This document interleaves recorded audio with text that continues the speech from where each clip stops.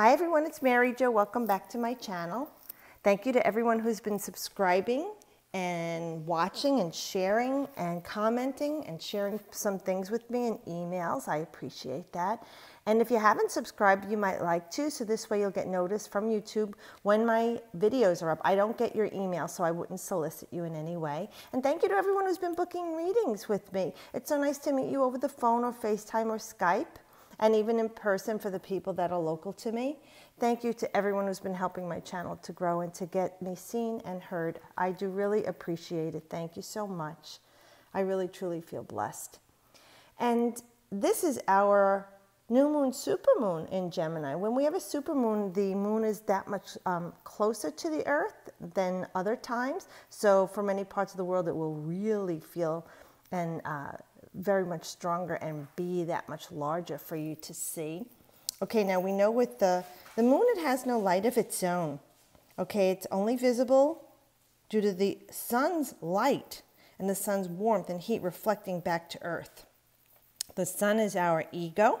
That's that divine masculine energy, the conscious mind.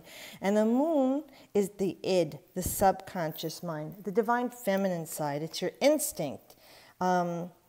The new moon actually makes you, see, because they're on the same page during the new moon, the sun and the moon, they're facing each other. So that's the ego and the id. Oh, I got to tell you, the emotions usually win. And look at women in a fight with a man. Usually the woman wins, or at least you just give up, right?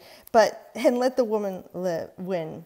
But with this time, it's about facing and embracing the darkness within us, the dark side. We all have shadow and light. We all do, and that's what brings us into balance. The trick is not to stay in the darkness too long or overly in the light either. This, you have to cut loose and have fun and break free sometimes, but you also have to know how to temper and moderate your behavior.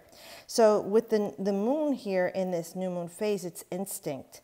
Your uncivilized, primal, or primitive, animalistic feelings in your body. It's the part of us that we find disturbing, maybe even like fetishes, jealousy, hatred, brooding, fear, fantasies that you might deny and you don't want to face, It's reaction sometimes before you have time to think about things. It's that subconscious force, unconscious force.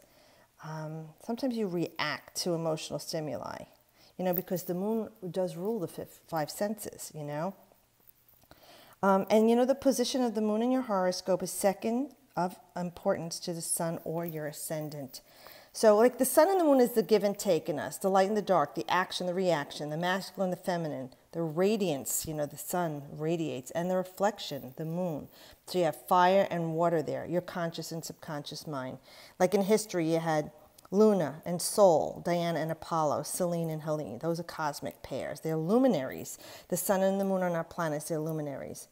But with the new moon, you want to plant flowers and vegetables that are above the ground during the light or waxing the moon from the day it is new to the day it is full.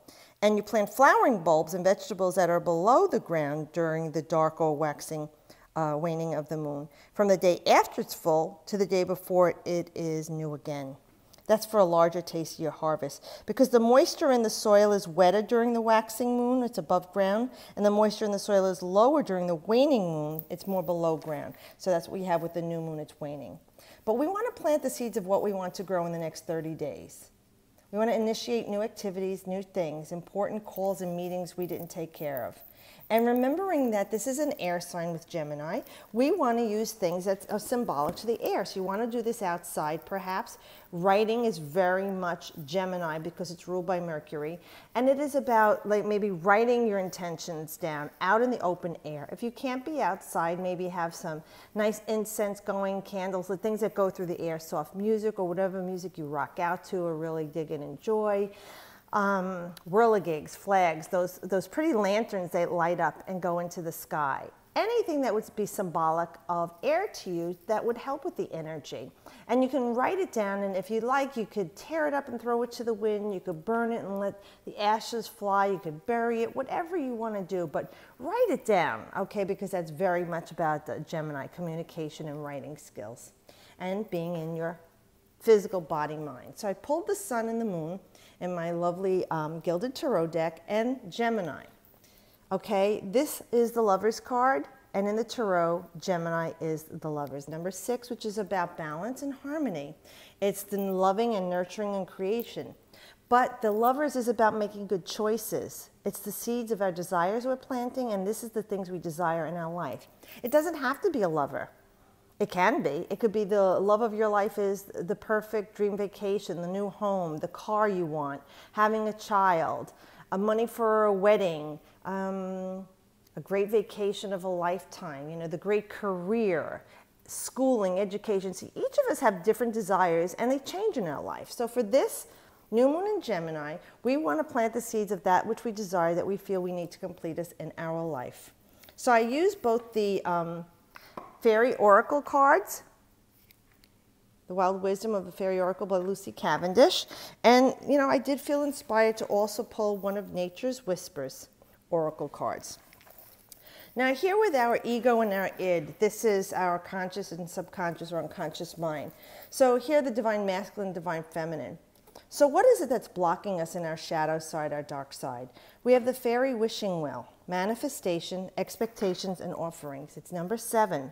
Now this is a mystical number, but it is about making a stand for ourselves and taking control. It's like a lightning bolt, you know, the way it zigzags. Now we see that our fairy is holding on to, it looks like her coins there, and there's coins stacked up. So work has been done and she's accumulated some coins. But with this in the shadow side of our ego, is this what we are doing over identifying with money or material wealth, material goods, material things? This card is talking about our shadow side over identifying with something in our life. Now, yes, it does symbolize money here. For many of you, you can identify with that, or over identifying with anything in the third dimension that is your priority. Maybe you're a bit too egotistical, a little too arrogant, too boastful, too bragging about what you have. Maybe you're, you know, you're stacking yourself up against other people for the wrong reasons. You know, it's about keeping up with the Joneses, perhaps, for some of you. So for some of you, this is your ego about money. For others of you, it is your conscious mind about your health. All right, because to me, the coins are always health and wealth, vocation, trade, something you work at that you love to do. So for others of you, you're in the shadow side, maybe you're overdoing it or over-identifying. Maybe you're beating up your body because you think you're too fat or too skinny, and you're doing all these crazy methods. You know, you're doing plastic surgery. You know, you're doing different things to your hair or your body because it's the physical, the earthly. Maybe it's a lot of that too. Some of you may be over-identifying with your body image. Well, look at society, how it's poisoned us, and it is what it is, and thank you, I love you to that. But let's say thank you, I love you to our body, or whatever it is that's going on for some of you, when it's that you're over-identifying and, you know, you're doing things to your body and you seem like you're not satisfied, you want more. Loving your body is very important. If this is about career, vocation, or trade, and it is here in the ego mind, this card does talk about, like I said, over-identification. Let's see what the book says. So it's saying that it's saying we've mastered the making of money in some aspects, and we've learned of its ability to affect family, prestige, and standing. We've allowed it to come into our life, and we have seen the impact it can have. But have we learned to allow it to flow like the waters of the well, and to trust that all of our needs are divinely taken care of?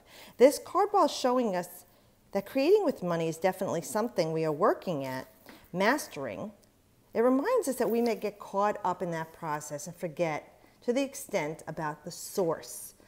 That's beautiful. Which is ourselves and our connection with God. The magic of the circle of your coin ignited spiritually, is it as ignited spiritually as well as materially? Okay, what is it that you're creating with your prosperity? Ponder these questions without judgment, and love being connected to both the source and the outcome. Okay, so that puts the oracle in a perspective here with the shadow side. Face and embracing that part of ourselves that we don't like about ourselves. Maybe we know that we're over-identifying in something in our life. That guy or that woman, sex, drugs, alcohol. We're over-identifying with something, and it could be that we're not being grateful for what we do have and what it does inspire us to in our lives, but that it's starting to control us. You see, like we can't live without it. She's hanging on to it. So go to the well, they're saying, and cleanse yourself in this new moon and purify yourself of that. Trying to do a step back from it. Work on maybe some clearing. Clean, clean, clean. Thank you, I love you. Thank you, I love you. I'm sorry, please forgive me. And releasing that part of that's within yourself that's over-identifying and bringing you back to moderation and balance. And then in the emotional side, this would be more of your subconscious. We have the secret doorway, number 5, and working with intuition. Second sight opening, dimensional doorways. So what are we looking toward, okay? Because this is the shadow, this is the light. And I do like the imagery is a bit more dark here. And this, we do see this light. Let's see the doorway. This is into other realms, and it starts right here. It starts in our thought process, very Gemini, in the mental realm, very Mercurian. So the way we're speaking and what we were thinking. Okay, this is a time for us to be reflective, be gentle with ourselves. This is a critical phase. The new moon is always critical. Don't cut your hair. Don't do anything new or different to your body, okay, for at least 3 or 4 days in the new moon cycle. Let your body heal. Retreat a bit, meditate, pray, have some downtime, relax a little bit. Because here, when we're saying the light is blocked, it's time for us to be reflective. It's time for us to be like the water, calm and reflective instead of turbulent, okay? We want to use our minds to create the things in our lives that are positive. And it starts with the thoughts of loving self. It starts to being creative because that 5, right? The 5 looks to the past and it looks to the future, but it's got to stay balanced. It's the most dynamic of the single digits. So we want to keep that energy in balance on that rocker. You know, you could look toward the past, but you don't have to stare at it. And for the future, instead of being anxious and worrisome about it, which is very much Mercury, too many racing thoughts, we want to find a balance here, and we want to, on the new moon, get our mind in a calm place. Wherever your solace or serenity is, we want you to go there. Let's see what the booklet says for that one with number 5.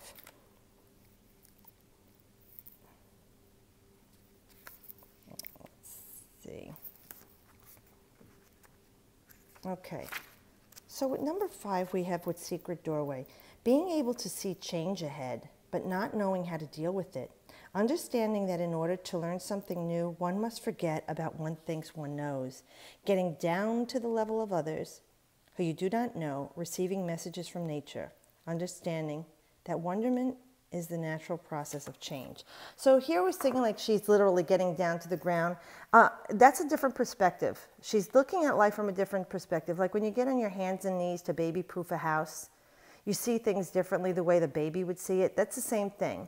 So with this time, when you feel like the moon is in the darkest phase, it's the most introspective, the most reflective, the time when we must be at the most calm. Let's get down to business. Let's get our minds calm, and let's start to see things from a new perspective as we plant our seeds, being open, thinking we know what we know. Let's not over-identify with what we want. Write it down, but don't be too specific. Like I tell you, it doesn't have to be this, that, exact, because Spirit is going to provide, and Universe, God, Source, the best version of whatever it is that you want, that you can't even fathom, okay? And you don't know how to get. Because we're limited in this mind. Spirit is infinitesimal, okay? So at this time, it is about using that creative energy, all right, to look at things from a new perspective, be reflective, and let things come to you from divine sources. And with our Nature's Whisper, I wanted some affirmation or outcome, and we have Be True to Your Heart, number 26. Okay, let's see what that says. And then I'm going to get whatever feelings I get from that one. So it's saying in this moment, draw on the energies of harmony and union when making a choice. The current situation, let's see if I can see better, is best supported using intuition and not intellect. Now, wow. Because you know you're always in your head in Gemini. The air signs are overthinking, rethinking, and in your head. And I tell a lot of Geminis, Libras, and Aquarians, get out of your head and get into your heart. And this is what it's talking about with the new moon. Okay, so we want to make sure that it's not about intellect. You have to trust your instincts and intuition. There may be difficulty difficult decisions to be made that are not necessary about love. It doesn't have to be about love, okay? It's a general reading, whatever it is. It does not have to be a difficult decision, they're saying, for you. Consciously be aware of what interests you, what attracts your attention, what stirs your imagination, and what creates passion in your life. Do your best to ignore the persuasion of what others might think or say. Trust yourself and don't allow your opinion to be swayed. Now, there are naysayers out there that make fun of you. You're a dreamer. Oh, you're out of your mind. You're a freak. You're a weirdo. Those are the best kind of people. Okay? So this card with the 2 and the 6, the 2 is the duality of a situation. The 6 is the harmony and balance. It could be a coupling with other because we have Gemini as a twins. We always have that vacillation with Geminis, back and forth, flip-flopping. So the 2, I would say, was twins or partnering with someone. If it's not partnering with spirit, someone in the physical world. And it doesn't have to be a lover. It could be family, friends, co-worker, boss. And with the 6, it's trying to bring balance and harmony into your life and situation. But they're saying about being true to your heart. You see, it looks like she's got a diamond. Let me look at this.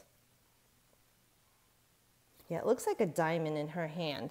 Now we know the diamond in the rough, that is coal and under great pressure and intensity over extreme heat, and all that time, millennial energy is transmuted into this beautiful diamond, which is the hardest substance on earth, okay?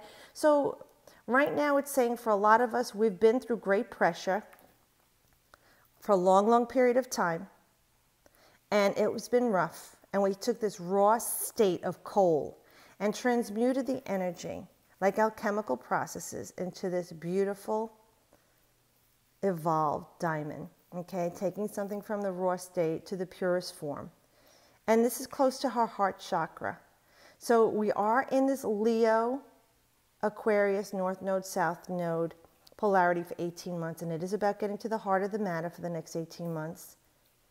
Generosity, compassion. It's your time to shine, okay? It's your time to radiate. So maybe over these next, 20 to 30 days, but let's say for this new moon in Gemini of 2017, for the next 12 months of the next new moon in Gemini in 2018, how about working on that? Since we are in line with the Leo polarity in the North Node, being true to your heart. And I even love the big hair. That's very Leo. People say big hair, big mouth, big heart, says Leo. Well, I don't agree with all of that. But I don't know many Leos who don't have great hair. So if for some of you it resonates with you with the great hair, or you're looking for that in your life, but you figure a lot of empowerment, people say, come from hair. But I love her wings here, spread out with all the different colors. We have the peacock feathers, which is prosperity and abundant blessings. The waters are the emotion, your ship's coming in. And you see the illusion here. Inside the shell is another realm with more ships coming to you. Things are blossoming. You've got your hand on, it's like the world is in your hand. This diamond that you were in the rough is ready to shine and glow. And we have a beautiful hummingbird, which is perfect for air. I love that because that's one of the things too you can use as symbology for air. If you have hummingbirds around you, whirligigs. And it looks like even a flying dragon there. I love dragons, fairies, unicorns. I have since I was a child. I'm obsessed with that. So this is a beautiful card telling you to be true to your heart. And besides, the 2 and the 6 are an 8. That is manifest. That is form. That is making it lasting, being courageous and bold. And 8, the 8th card in the tarot is Leo. It's strength, and it is ruled by Leo. So this is a beautiful card for us to say as positive affirmation. Thank you, Spirit. Being true to yourself. It always starts with you, loving yourself. Planting the seeds for the things that you desire, making good choices, but starting with a calm place, calm mind, and from your heart center. I will post in the bottom the most potent times for the new moon because they took away those annotations. I can't put it there, but it will be for this new moon when the most potent times are, as per astrologer coach Sonja Francis. So if you've never checked her out, I love her. You could do that. But have a wonderful new moon, super moon. Maybe if you could take some nice pictures, go outside. And remember, even when you do your intentions, you could always take a little sip of some alcohol or wine, just a sip, even if you don't drink or you can't drink. Pour a little bit into the earth to consecrate it as offering and thanks. And always give thanks and praise for what you have achieved in your life. Thank you again for watching and subscribing. I'm so grateful to everyone, and as always, I wish you the best.